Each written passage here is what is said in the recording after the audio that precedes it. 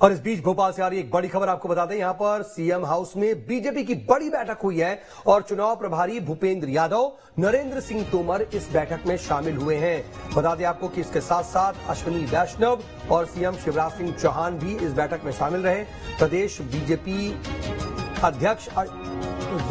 VD Sharma भी इस बैठक में मौजूद रहे। बता दें आपको कि इस बैठक में चुनावी मुद्दों पर मंथन हुआ है, तो बीजेपी लगातार एक्शन मोड में है, लगातार बातचीत हो रही है, लगातार मंथन का दौर जारी है। और अतुल शर्मा मेरे सहयोगी इस खबर पर ज्यादा जानकारी के साथ फोन लाइन पर जुड़ रहे हैं। अतुल, देखिए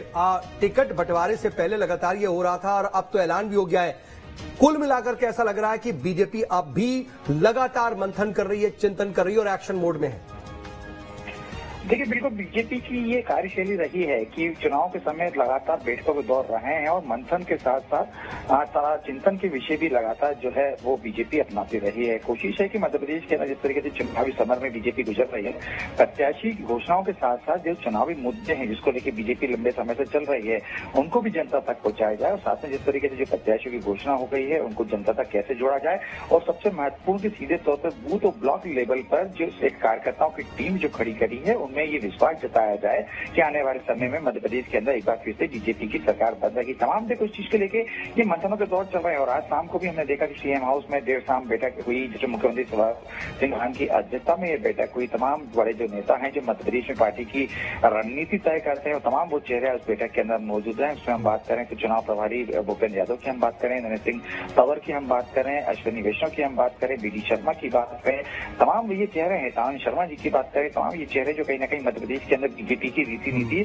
और रणनीति तय करते हैं। तो ऐसे में तमाम ये लोग बैठे इसके साथ में रणनीति तय की कि आने वाले दिनों में बीजेपी को जमीनी स्तर पर देखिए किस तरीके से मजबूत किया जाए। इसके साथ में देखिए जिस तरीके से हम देख रहे हैं कि बीजेपी अपनी प्रत्याशियों की सूची भी लगातार जारी कर रही है, 5वीं सूची आने वाली है, इसको लेकर भी मंथन किया गया है। उसके साथ में जिस तरीके से हम देख रहे हैं कि बीते दिनों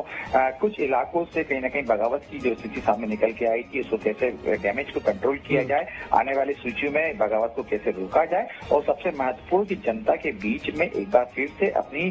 वही छवि लेके जाना जिसमें जनता से जुड़ी सरकार बताना, ये तमाम चीजों को लेकर रणनीति तय की जा रही है। और देखिए ये अंतिम दौर ही चल रहा है, यानी कुछ समय ही बचे हैं मध्य प्रदेश के निर्वाचन के लिए और बीजेपी यही चाहती है कि ज्यादा से ज्यादा समय में हम जनता के बीच में पहुंचे, अपनी योजनाओं के साथ पहुंचे, अपने चेहरों को लेकर योजनाओं को रखने और तमाम चीजों को बताने का तो दौर चल ही रहा है। लेकिन अतुल, अभी तकरीबन 94 ऐसी सीटें हैं जिस पर उम्मीदवारों की घोषणा होनी बाकी है, तो क्या इसको भी लेकर के प्रदेश लेवल पर जो नाम फाइनल किए जाने हैं उस पर भी मंथन किया जा रहा है?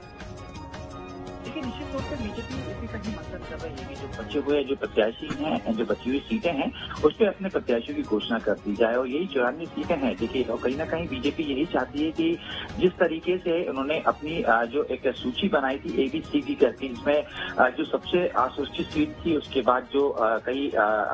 वर्षों से बीजेपी जीत नहीं पा रही थी या 2018 में जो मार्जिन कम था उसे इसी क्रम में वो अपने प्रत्याशियों की सूची लगातार जारी कर रही है। हालांकि देखिए अब वो सीटें बची हुई हैं जिसमें बीजेपी कई समय से जीतते हुए आ रही है, ये जगह मार्जिन नहीं रहा। तो ऐसे में क्या चेहरे होने वाले हैं? बिल्कुल, लेकिन इन सब के बीच अभी तकरीबन 9 ऐसे मंत्री हैं जिनके टिकट फाइनल होने बाकी है और उनकी कहीं ना कहीं धड़कनें बढ़ी हुई हैं। देखना होगा कि इसमें आगे क्या होता है, लेकिन आप नजर बनाए रखिएगा, आगे भी आपसे अपडेट के लिए जुड़ेंगे। फिलहाल के लिए आपका बहुत बहुत शुक्रिया।